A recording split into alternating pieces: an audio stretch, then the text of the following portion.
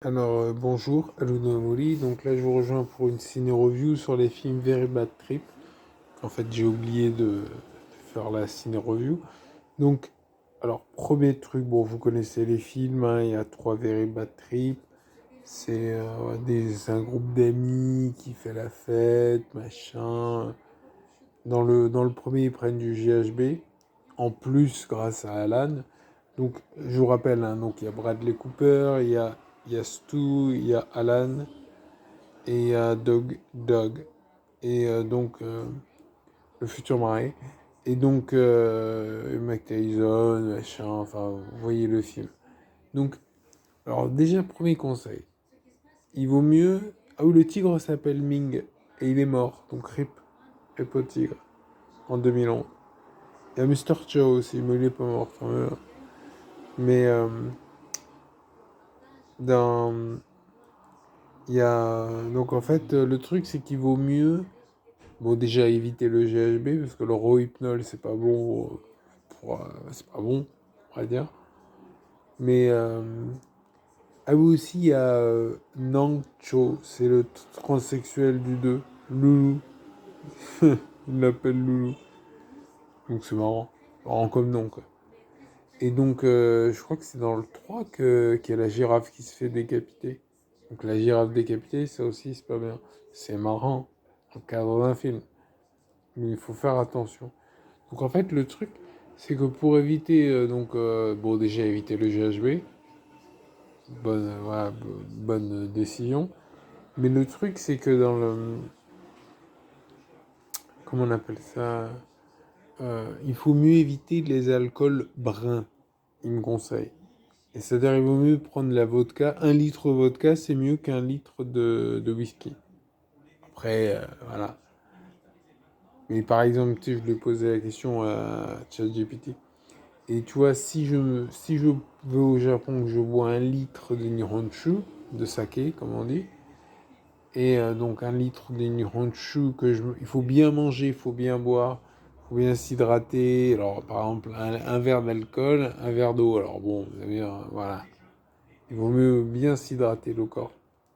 Avec de l'eau, je veux dire, hein, pas s'hydrater avec de l'alcool. Mais du coup, c'est euh, c'est conseillé. Par exemple, si tu vas au Japon, que tu bois ton litre de Nihonshu, j'en ai déjà bu, mais je vais pas boire 1 litre, je m'en fous. Je bois un peu, par contre, je mange.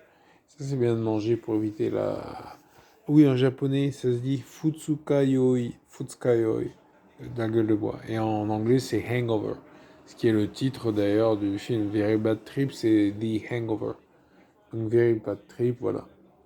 C'est pas un bad trip, en fait, c'est une gueule de bois.